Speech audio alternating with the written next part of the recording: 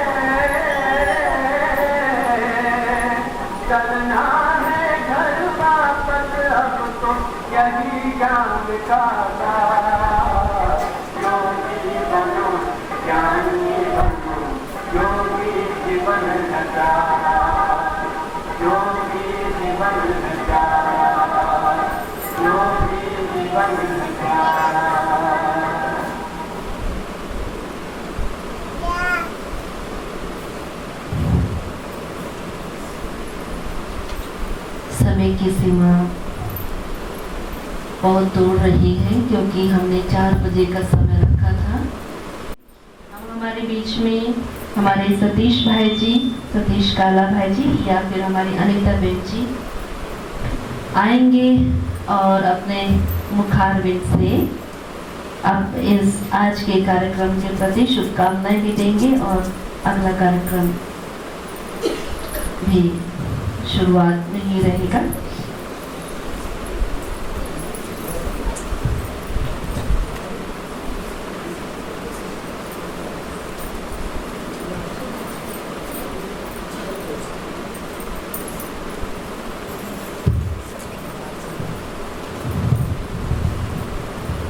ओम शांति, ओम शांति, ओम शांति, ओम शांति।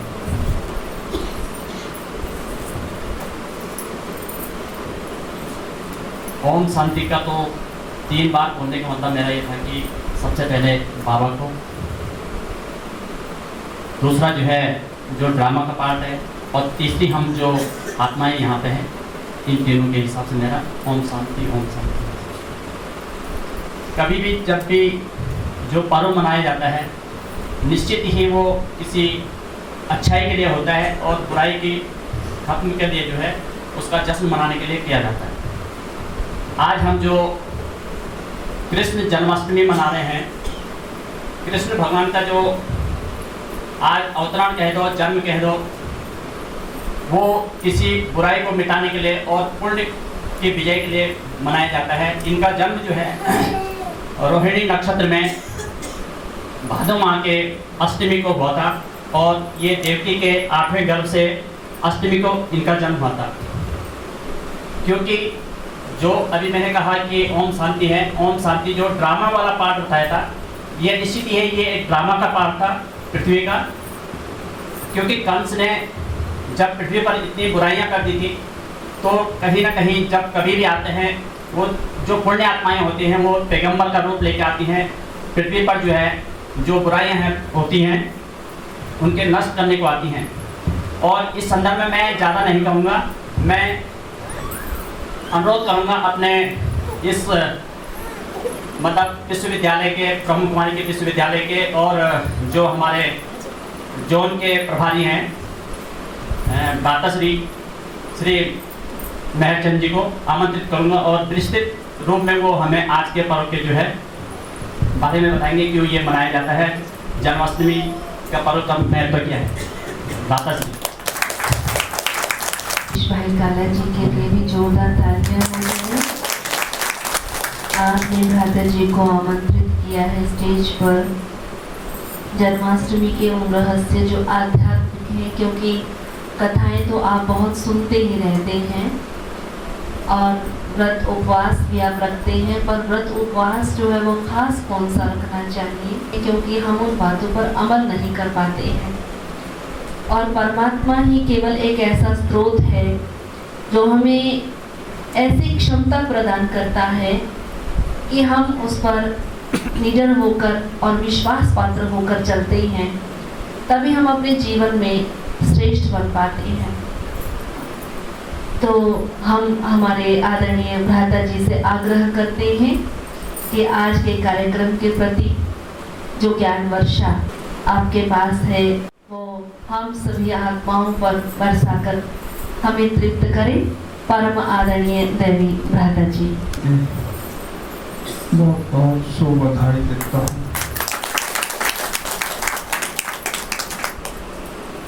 भारतवर्ष पर्वों का देश है।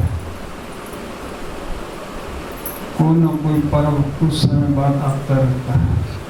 अभी रक्षाबंधन हुआ, जन्माष्टमी आई, और जन्माष्टमी का जो पर्व है जिस धूमधाम से मनाया जाता है, इतनी धूमधाम से किसी का जन्मदिन नहीं मनाया जाता। सबसे ज्यादा उल्लास सारे भारतवर्ष में इस पर्व से आता है, क्योंकि ये जन्मदिन किसी साधारण मनुष्य का नहीं है। ये जन्मदिन उस व्यक्तित्व का है जिससे ऊपर कोई मनुष्य, कोई देवता होकर नहीं गया। यूं कहें कि धरती का भगवान है। ऊपर का भगवान तो निराकार है, जो जन्म मरण रहित है, परंतु धरती का भगवान श्री कृष्ण मन है। भक्तों ने कितना इसी मूर्ति से प्यार था।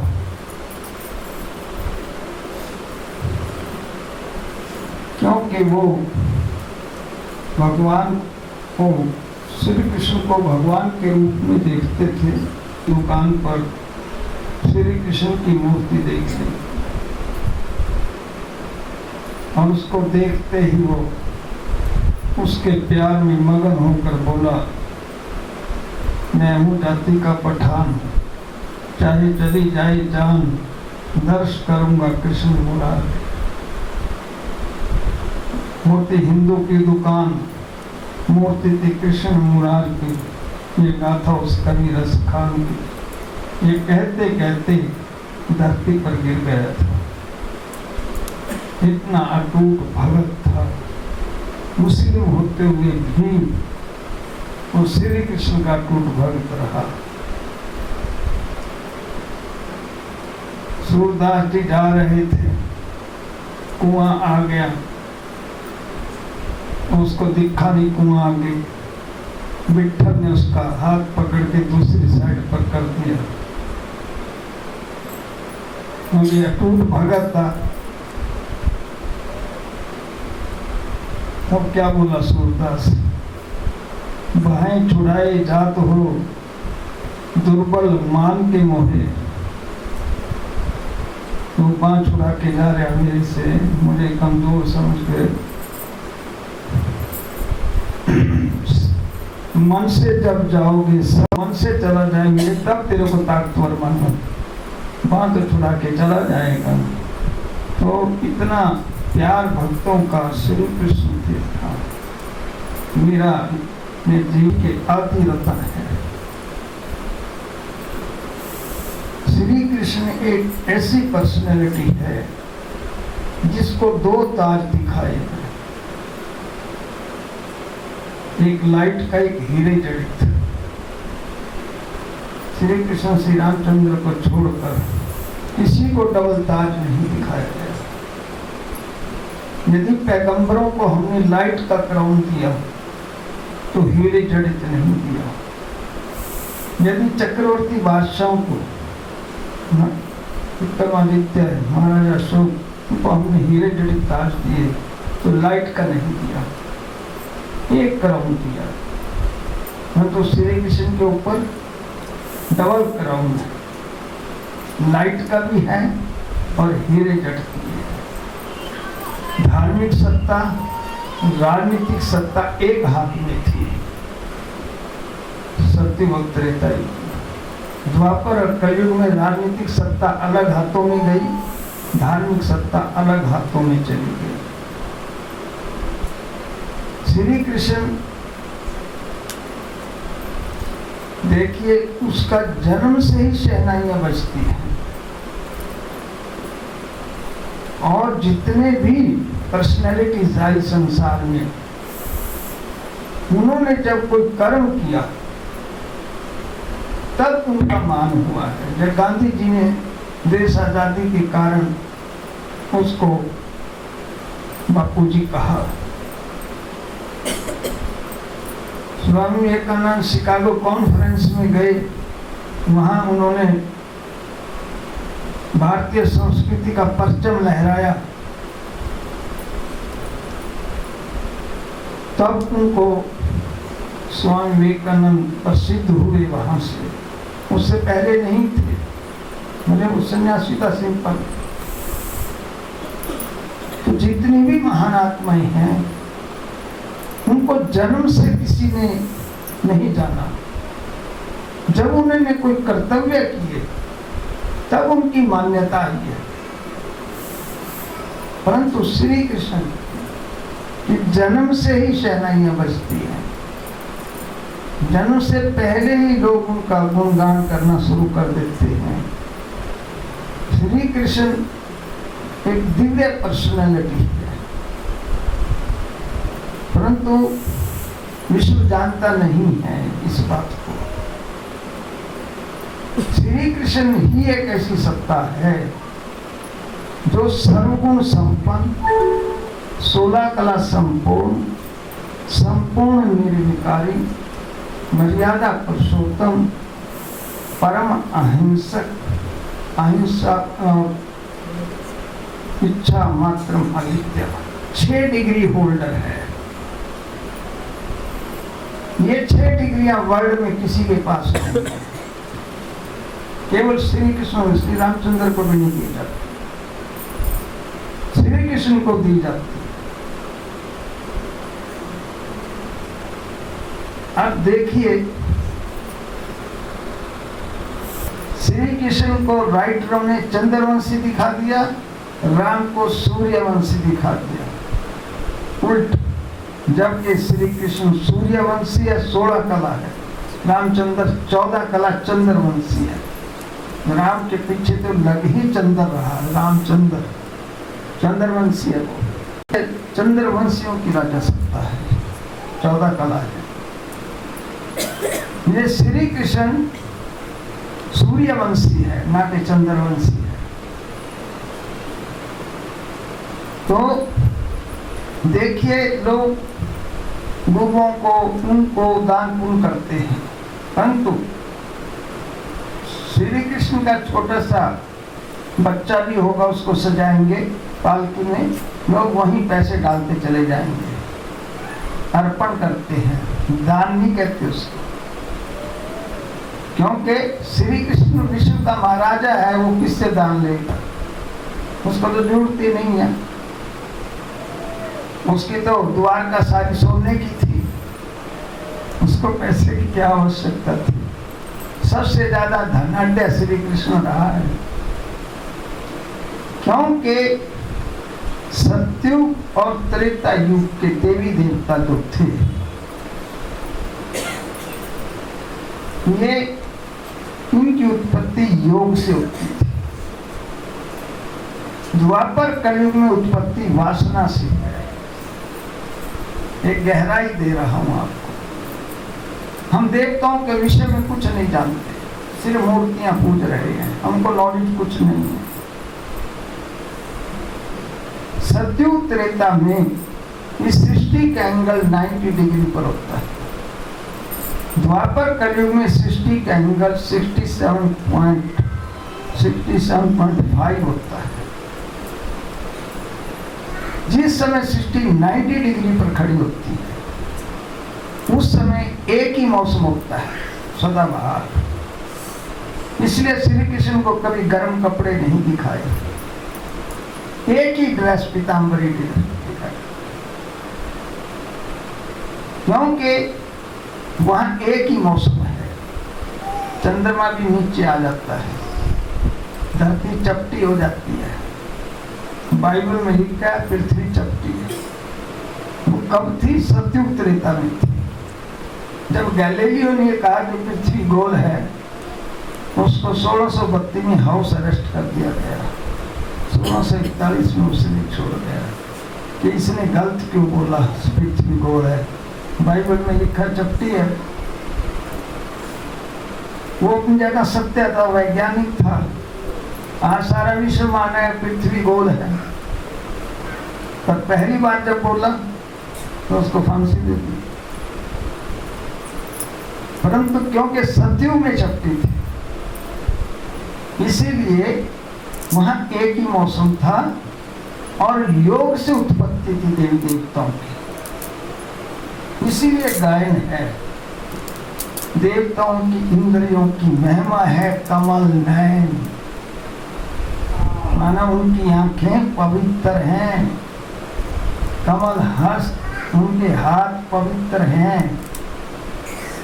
कमल मुख उनके बोल से रतन निकलते हैं, कमल हस्त उनके हाथों से अच्छे कर्म होते हैं, कमल अलिप्त जीवन का प्रतीक है।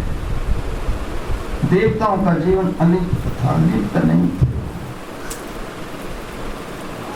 श्री कृष्ण इतना सुंदर था कि उसकी बॉडी से आप अपना फेस देख सकते हैं। वो फरिश्ता था। आज भी श्री कृष्ण आ जाए, हिंदू मुस्लिम सिख ईसाई सब रह जाएंगे, उसके आगे इतनी जबरदस्त पर्सनैलिटी, इतना सुंदर है। इसलिए वर्ल्ड में केवल श्री कृष्ण को ही सर्वांग सुंदर माना गया है और किसी को नहीं। नारी में सुंदरता की उपमा श्री लक्ष्मी से, मेल में श्री कृष्ण से की जाती है। सबसे सुंदर रूप है, क्योंकि ये पर्सनैलिटी साधारण नहीं थी। इसलिए उनके दर्शन के लिए भक्त गले कटाते रहे। परमात्मा ने साकार में, अब खुद तो वो गुप्त रूप में आता है, पहचाना नहीं जाता, परंतु श्री कृष्ण को इतना सुंदर रूप दिया कि लोग भगवान को भूलकर श्री कृष्ण को भगवान मानने लग गए। भगवान का तो गायन है कि उसको कोटल में बिरला पहचानता है, साधारण रूप में आता है, गीता में बोल रहा है। परंतु श्री कृष्ण साधारण नहीं है, वो असाधारण है। इसलिए आज तक उसके जन्मदिन को सबसे बढ़िया तरीके से मनाया जाता है, और किसी का इस खुशी से जन्मदिन कोई नहीं मनाता, चाहे प्राइम मिनिस्टर भी क्यों ना हो। क्या लोगों ने कहानियां लिख दी हैं। प्यारे भाइयों और बहनों, भारत का जो साहित्य है हमारे पास इस समय, वो सब अडल्ट्रेटेड है। विदेशियों ने सबसे पहले हमारे साहित्य को खत्म किया था। अलाउद्दीन खिलजी कहता था जब तक भारतवासियों को हम गुलाम नहीं कर सकते या अधीन नहीं रहेंगे जब तक इनका साहित्य रहेगा। इसलिए नालंदा यूनिवर्सिटी का सारा साहित्य जमुना में डलवा दिया था। जो बचा था उसको आग लगाई थी। 6 महीने आग दुखती रही थी। हस्तलिखित साहित्य था। 2000 वर्ष पहले हमने चंद्रमा पर रॉकेट भेजा था, जो ये आज भेज रहे हैं। हमारी ये प्रगति विदेश सहन नहीं कर सकता था, इसलिए उन्होंने साहित्य पर प्रहार कर दिया और हमारा सारा साहित्य मड़िया मेट दिया है। 2 चालें चली उन्होंने। पहली चाल चली साहित्य खत्म किया जाए। दूसरी चाल चली कि इनके जो भावना के केंद्र हैं श्री कृष्ण श्री रामचंद्र, इन पर एलिगेशन लगाई जाए ताकि हिंदू धर्म समाप्त हो जाए। उनकी एक ही ललक थी मन में कि हिंदू धर्म को समाप्त किया जाए, क्योंकि इनका साहित्य इतना जबरदस्त है कि किसी के पास है ही नहीं। साहित्य रह गए, गुलाम भी नहीं होंगे, खत्म भी नहीं होंगे। तो उन्होंने अपने इस दोनों मंतव्यों को पूरा किया और हमारे ब्राह्मणों को बुलाकर पैसा देकर और मौत का भय देकर सारा साहित्य बदलवा दिया। आप देखिए आज 2 अरब 68 करोड़ क्रिश्चियन है, 2 अरब के लगभग मोहम्मडन हैं, हिंदू 1 अरब 15 करोड़ है। हम इतने नीचे क्यों आए? हम तो सबसे ज्यादा होने चाहिए थे, क्योंकि हमारे लोग दूसरे धर्मों में चले गए, ट्रांसफर हो गए। क्यों? हमारा साहित्य खत्म हो गया। हमारे जो सद्भावना के केंद्र थे उन पर कलंक लग गए। दिखा दिया श्री कृष्ण गोपियों के कपड़े उठा रहा है। डिग्री क्या दे रहे थे हम? संपूर्ण निर्विकारी, 100% प्योर।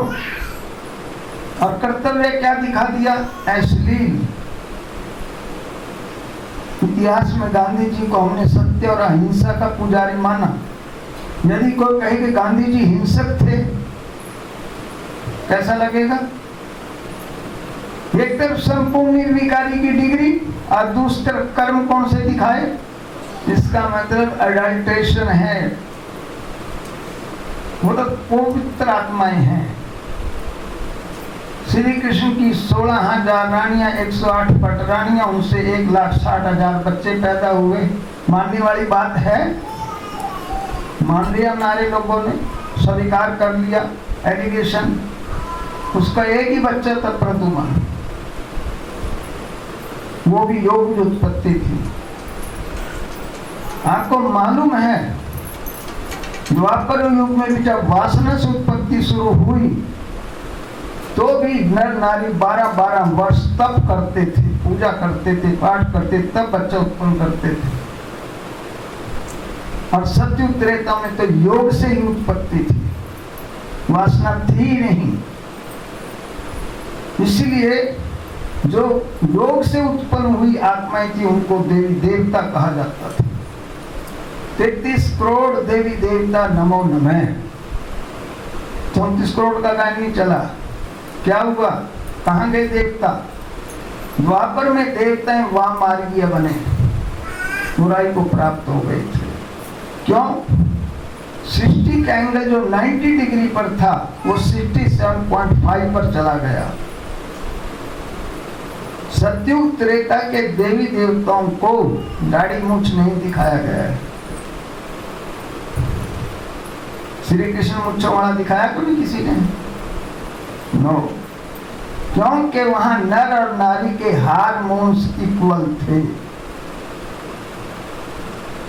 इक्वल होने के कारण नर को भी दाढ़ी मूछ नहीं था, क्योंकि प्रकृति 100% प्रकाष्ठा प्रति पूरी। द्वापर युग में प्रकृति रजो प्रधान आ गई थी और एंगल सिटी 7.5 पर चला गया, 6 ऋतुएं बनी। उस समय नर और नारी में वासनात्मक दृष्टिकोण क्रिएट हुआ था। नर को दाढ़ी मूछ आया, इसलिए द्वापर के ऋषि मुनि दाढ़ी मूछ वाले दिखाए हैं, दिखाए या नहीं दिखाए। और उत्पत्ति वासना से स्टार्ट हो गई थी। तब लिखा है शास्त्रों में देवता वाम मार्गीय बने, दिखाया बुराई को प्राप्त हो गए थे। द्वापर कलयुग में वासना से उत्पत्ति चलती है। तो श्री कृष्ण के जन्म के विषय में भी राइटरों ने 2 मत दे रखे हैं। एक मत दे रखा है कि कंस की जेल में पैदा हुआ, और दूसरा मत है कि पीपल के पत्ते पर सागर के अंदर अंगूठा चूमते हुए आया। कौन सा मत राइट है? सतयुग में जेल होती ही नहीं, पहली बात है। वहां दुख का नाम निशान नहीं है। श्री कृष्ण जैसी पवित्र आत्मा जेल में पैदा होगी?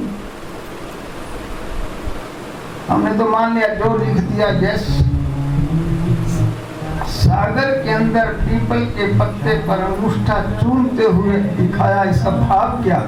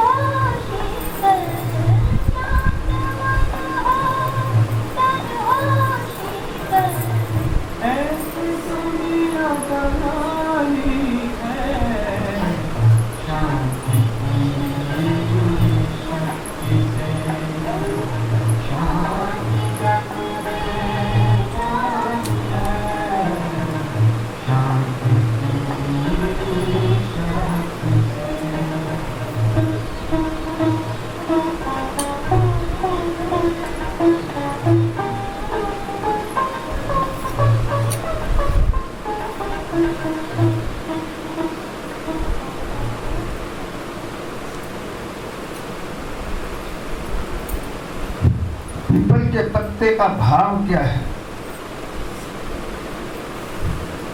परमात्मा ने इस विषय में बताया कि कलयुग के अंत में महाविनाश होगा।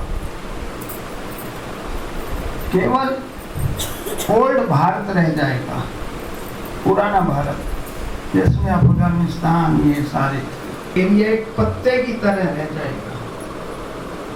इस पर सतयुग के आदि में श्री कृष्ण जन्मेगा, इसलिए पहला पत्ता है। भागवत में लिखा है कि श्री कृष्ण के साथ साथ 8 देवता और भी पैदा हुए। अष्टरत्न आएंगे ना सारे, सच्चाई कहाँ है ये पता नहीं है। अब भगवान रहस्य खोल रहा है। तो इसका भाव है पत्ते पर। पत्ते पर तो कोई बच्चा बैठ नहीं सकता। भारत पत्ते की तरह शक्ल रह जाएगी बस, बाकी जलमय हो जाएगी सारी सृष्टि। अब महाविनाश और सभी धर्म जो हिंदू धर्म को समाप्त करने के लिए बैठे थे, वो सब समाप्त हो जाएंगे। क्योंकि ये धर्म समाप्त नहीं हो सकता। ये धर्म अनादि अविनाशी परमात्मा का बनाया हुआ है, रचा हुआ है। हमारा पैगंबर शिव है। हम भूले हुए हैं भारतवासी। गुरु नानक देव गुरु गोविंद सिंह हैं, परंतु हिंदू धर्म वालों को अपने पैगंबर का मालूम नहीं है। अपने बाप को भूल गए। मैंने एक जगह बताया था कि आज यदि बौद्धी लोग कोई मंदिर बनाते हैं तो बुद्ध का स्टैचू लगाएंगे, क्रिश्चियन चर्च बनाएंगे तो क्राइस्ट का, सिख लोग गुरुद्वारा बनाएंगे तो गुरुओं के। हमने किसके स्टैचू लगाए? हमने शिवलिंग स्थापित किए गांव-गांव में। सबसे ज्यादा विश्व में आज भी शिवालय है। हिंदू धर्म वाले शिवालय शिव स्थापित करते हैं, तो हमारा पैगंबर कौन हुआ? शिव। भूले हुए हैं हम, परमात्मा को भूल गए हैं, अपने पैगंबर को भूल गए हैं। इसीलिए दूसरे धर्मों वालों ने क्या कहा? ये काफर हैं। न तो इनको अपने धर्म का पता, न इनको अपने रचता का पता, ये कितने रचे हैं, किसकी औलाद हैं। इसीलिए जिसका कोई धर्म नहीं वो हिंदू रह गया। श्री कृष्ण जो है उसको वैकुंठ नाथ कहा जाता है, वैकुंठ सत्यु को कहा जाता है। राइटरों ने द्वापर में दिखा दिया। द्वापर में तो देवता पैदा ही नहीं हो सकते, वासना की उत्पत्ति है। परंतु जो आया दिख रखा है, कहानियां उल्ट फुल्ट कर दी हैं, सब साहित्य को खत्म कर दिया गया। क्षीर सागर में विष्णु को लेटा दिखाते हैं। ये सत्यु का प्रतीक है। क्षीर सागर सत्यु का, कोई ऐसे सागर थोड़ी होगा दूध का। सत्यु की उक्ति है, सत्यु के लिए कहा जाता है क्षीर सागर। विष्णु श्री कृष्ण तो उसका साकार रूप है, लेटा हुआ दिखाया तो माना उस विश्व का मालिक है वो। और इतनी अवस्था दिखाई है उच्च, जो तो लेटा पड़ा है मस्त। आज का प्राइम मिनिस्टर लेटा रहेगा ऐसे, 100 टेंशन। श्री कृष्ण को कोई टेंशन नहीं, टेंशलेस वर्ल्ड था वो, इसलिए उसको दिखाया क्षीर सागर में लेटा हुआ। ये भाव है, परंतु हमने भावों को नहीं समझा कि क्यों ऐसा दिखा रहे। इन्होंने दिखा दिया। श्री कृष्ण ने गीता सुनाई, 11 राज खोलूंगा। रामचरितमानस में 4 दिखाए। एक राम दशरथ का बेटा, एक राम घटघट का बेटा, एक राम जग सकल पसारा, एक राम सारे जग से न्यारा।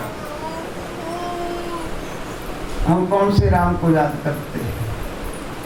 सारे जग से न्यारा राम है शिव, और श्री रामचंद्र है दशरथ। मान्यता थी उस राम की, परंतु याद करना किसको शुरू कर दिया? प्रेतवित्य बादशाह को। प्राप्ति कैसे होगी? देवताओं को रिगार्ड दे सकते हैं, परंतु याद परमात्मा को करना होगा। उनके प्रति हमारी अच्छी भावनाएं होनी चाहिए, परंतु स्मृति जो स्थित करनी है वो परमात्मा में है। उसके लिए गीता में भगवान कह रहा, मुझे याद कर रहा, मैं सब पापों से मुक्त कर दूंगा। कृष्ण 2 हैं, पहली बार सुन रहे होंगे आप लोग। एक है श्री कृष्ण, एक है कृष्ण। कृष्ण एडजेक्टिव है, श्री कृष्ण नाउन है। अंतर समझना, गीता में श्री कृष्ण नहीं है, कृष्ण शब्द है। कृष्ण, केशव, ऋषिकेश एडजेक्टिव है सारे के सारे, नाउन नहीं है। श्री कृष्ण नाउन है। श्री कृष्ण देवकी नंदन है, जो सतयुग में हुआ। धर्मग्लानि के समय कृष्ण शिव धरा पर अवतरित होता है। गॉड का एडजेक्टिव है, गॉड को कृष्ण भी कह सकते हैं, परंतु ये पब्लिक को मालूम नहीं गहराई का। देखिए हम बोलते हैं श्री कृष्ण गोविंद हरे मुरारे हे नाथ नारायण वसुदेवा, बोलते हो ना सारे। इसका भाव कभी सोचा तो नहीं, बस बोल लिया। श्री कृष्ण नाउन, गोविंद थोड़ा बड़ा हुआ, गोविंद कहने लग गया। उससे और बड़ा हरे मुरारे कह दिया, और जब शादी होगी उसका नाम नारायण पड़ गया था। तब कहा श्री कृष्ण गोविंद हरे मुरारे हे नाथ नारायण वसुदेवा।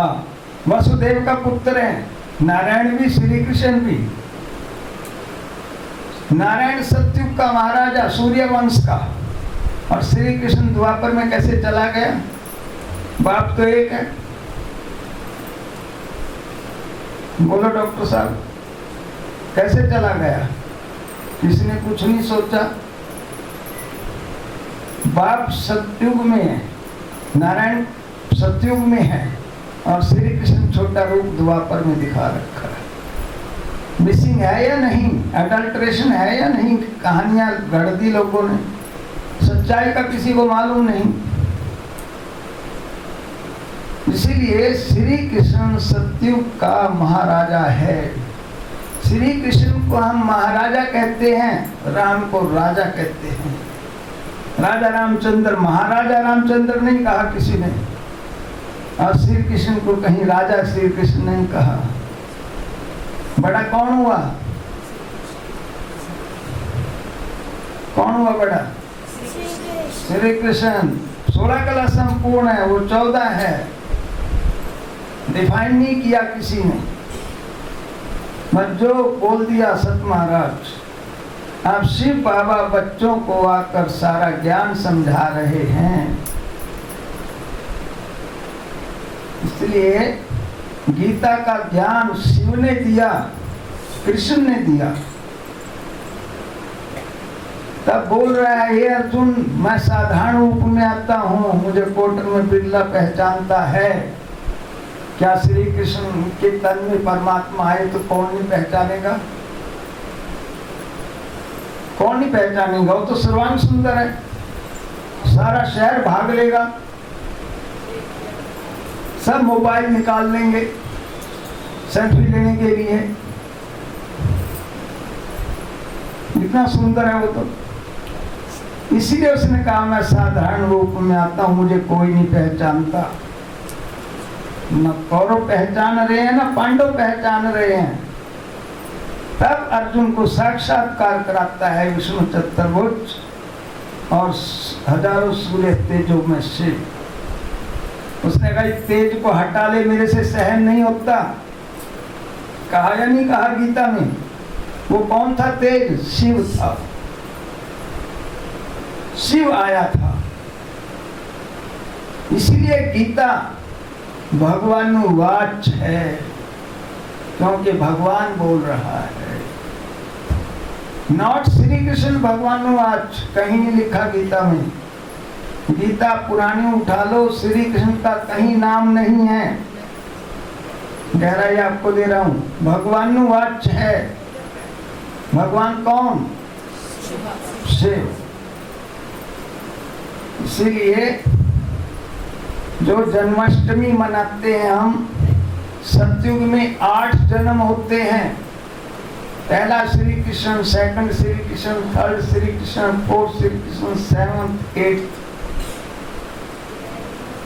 इसलिए 8 की जन्माष्टमी इकट्ठी मनाई जाती है। भाव नहीं समझ रहे। हमने क्या कर दी कहानी कि 8वां जन्म इस श्री कृष्ण के पहले 7 मरवा दिए। सत्युग में हिंसा है ही नहीं, देवता परम हिंसक हैं, वहां कहां से हिंसा आ जाएगी? रामचरितमानस में संत तुलसीदास लिख रहे हैं, जो इतने बड़ी रामायण ग्रंथ दे रहे हैं समाज को, वो क्या कहता है? ऐसे खल मनुज सत्युग त्रेता नाही, कछुक दुआ पर बहुरी कलयुग माही। कटगी सारी रामायण एक ही श्लोक से। गहराई में ग्रंथों की कोई नहीं जा रहा, ऊपर ऊपर से पढ़ते हैं। जो एक बार भाव बैठ गया वही चल रहा है। इसलिए आज प्राप्ति नहीं है। देवों की धरा असुरों से भर गई है। किसी का योग परमात्मा से नहीं रहा है, क्योंकि हम परमात्मा को जानते ही नहीं। राइटरों ने हमारे से परमात्मा छुपा दिया, ओझल कर दिया। हमारा बुद्धि योग परमात्मा से है ही नहीं। इसीलिए इसी सूर्य विश्वविद्यालय में एक एक बात स्पष्ट की जाती है कि आत्मा परमात्मा को याद करे। आत्मा का सीधा संबंध परमात्मा से है। भाई समय का अभाव है, मेरे आगे ये रखना घड़ी माना बंद कर दो, समझे ना। मैं तो बोलता था और जिनके द्वारा ये ब्रह्मा कुमारी संस्थान प्रारंभ हुआ और 140 देशों में शाखाएं फैली। यूएनओ में ब्रह्मा कुमारी का मेडिटेशन रूम बना, ये बहुत बड़ी बात है।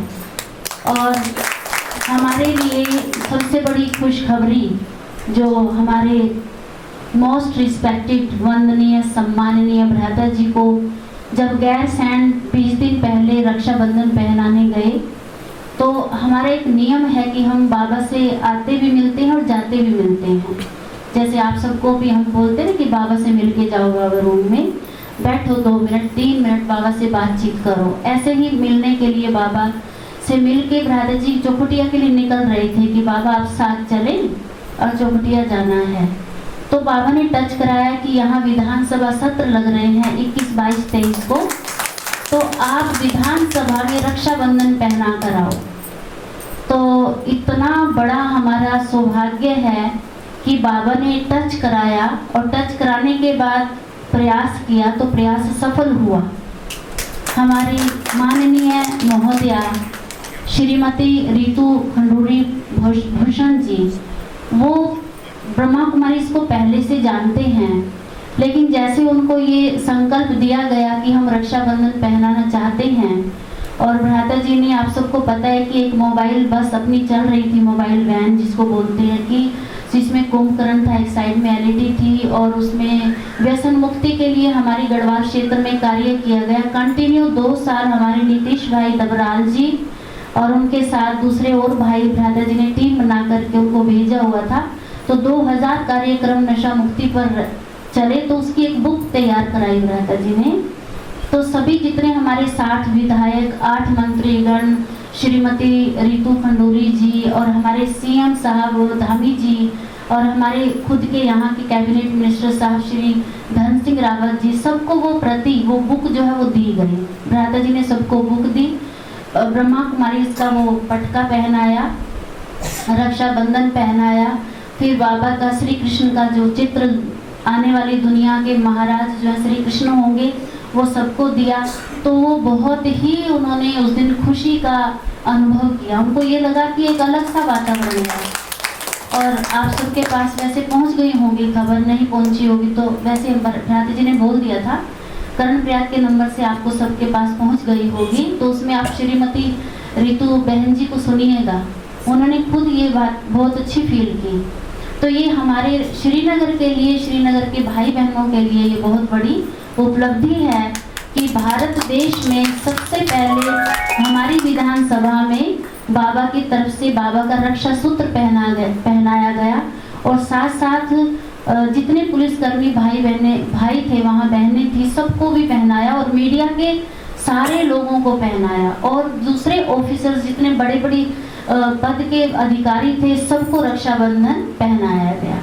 इस बार ये बहुत बड़ी जो है हम सब के लिए एक उपलब्धि रही है। और माउंट आबू हेडक्वार्टर में जो हमारे परम आदरणीय भ्राता ब्रिजमोहन जी को भी संदेश दिया, परम आदरणीय मुन्नी दीदी जी को बताया, परम आदरणीय शशि दीदी जी को बताया, परम आदरणीय संतोष दीदी जी को बताया। भ्राता जी ने अपने जितने सीनियर्स हैं सबको यहाँ की विधानसभा की खबर दी। तो सबने एक संकल्प दिया, और पीएम चैनल जो अपना चलता है उसमें भी आया, मधुबन न्यूज़, हर जगह वो खबर जो है हाईलाइट हुई है। और साथ में भ्राता ब्रिजमोहन जी ने संकल्प दिया कि आप सारी ही विधानसभा को हेडक्वार्टर लेकर आओ। तो आप सभी ने अब योग करना है, बाबा को संकल्प देना है कि हमारी सारी विधानसभा एक बार माउंट आबू हेडक्वार्टर विजिट करें, और आप सब हमारी बहनें और भाई भी हेडक्वार्टर माउंट आबू ज़रूर विजिट करें, क्योंकि वो धरती पर स्वर्ग है ना। तो ज़्यादा समय नहीं लेती हूँ, अभी मैं कुमारी आरना से खुशी का अच्छा, और अभी फिलहाल कौन सी डेट थी तेजस भाई? वो सोशल विंग की कौन सी डेट थी? अभी जुलाई में थी ना।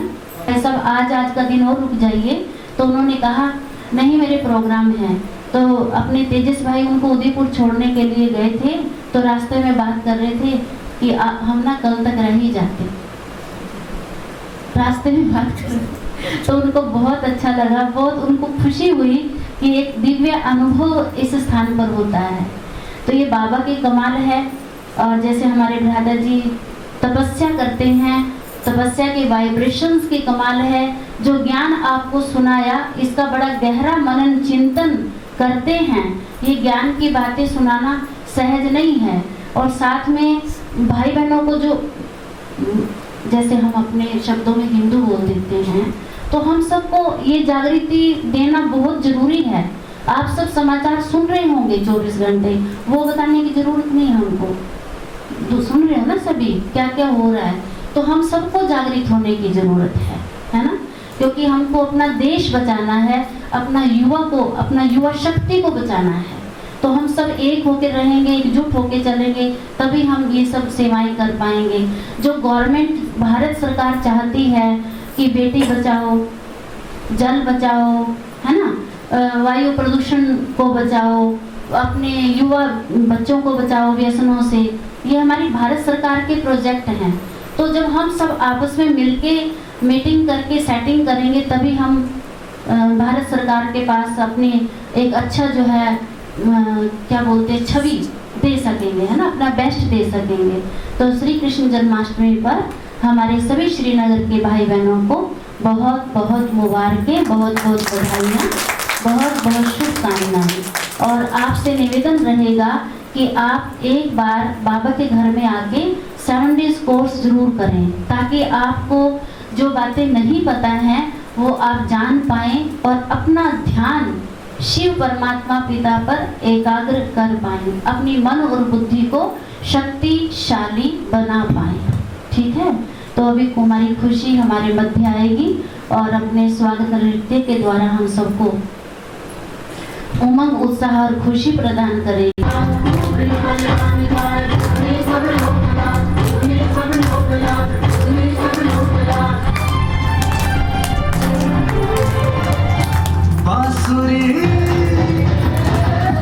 बांसुरी कृष्ण की बाजेगी, प्रेम में राधा नाचेगी।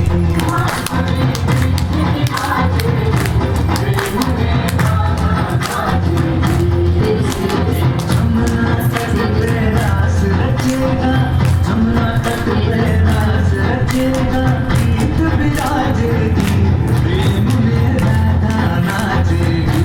बांसुरी कृष्ण की बाजेगी, प्रेम में राधा नाचेगी।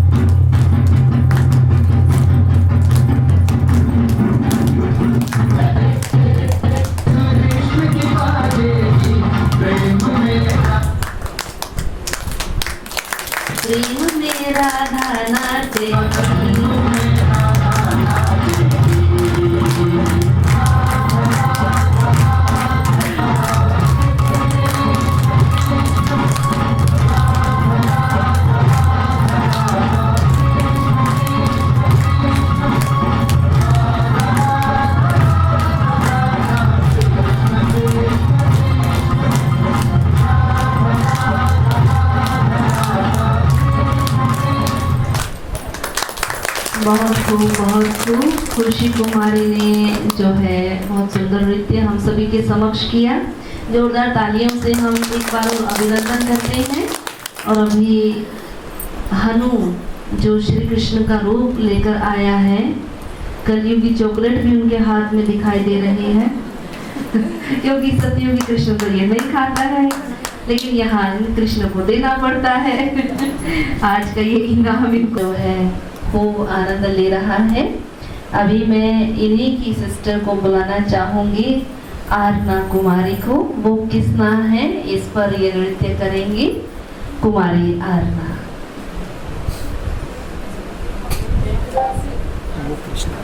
वो किसना है।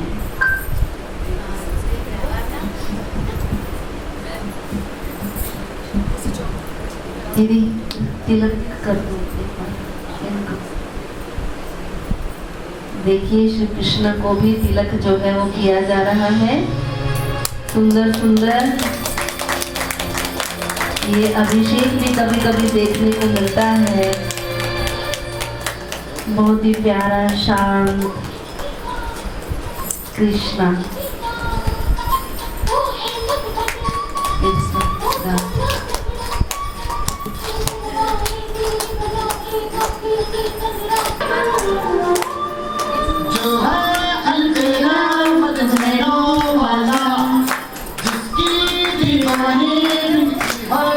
कृष्णा है, वो कृष्णा है, वो कृष्णा है, वो कृष्णा है, कृष्णा है।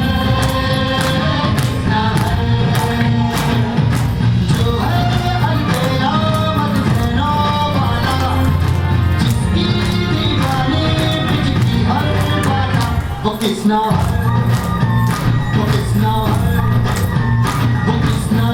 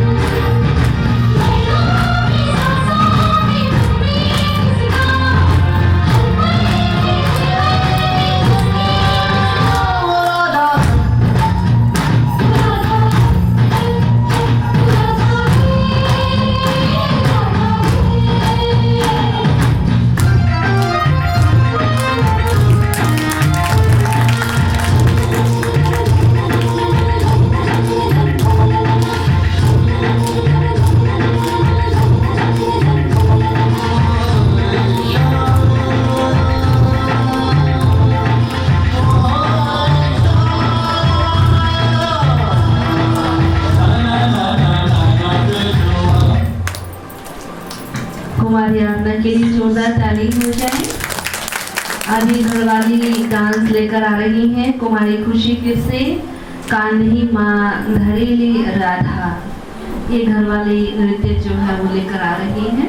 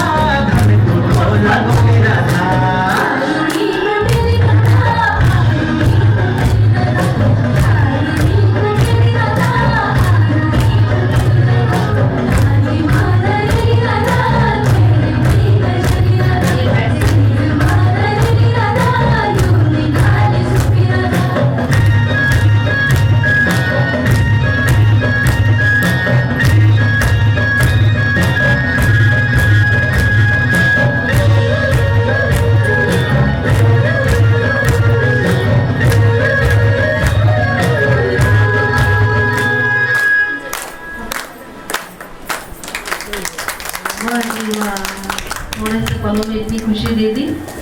बहुत आज तो इन कान्हा जी की मौज है ना।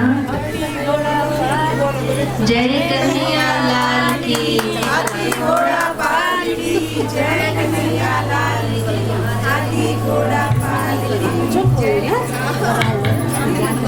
हाँ, बधाई के पात्र तो हैं ही। इतना सुंदर श्री कृष्ण देखने को मिल रहा है।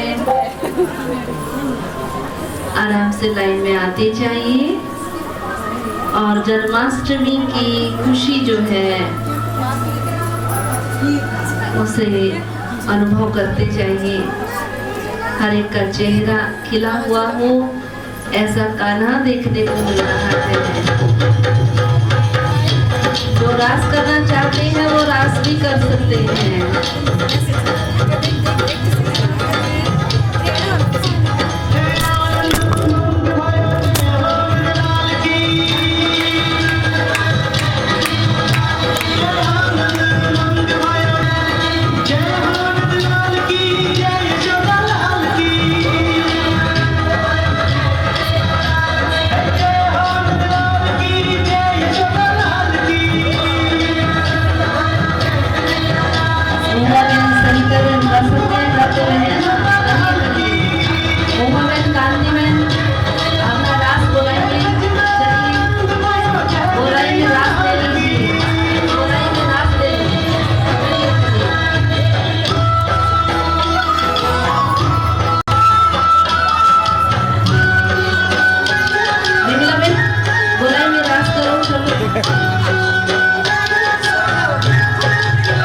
जय हो नंद लाल की।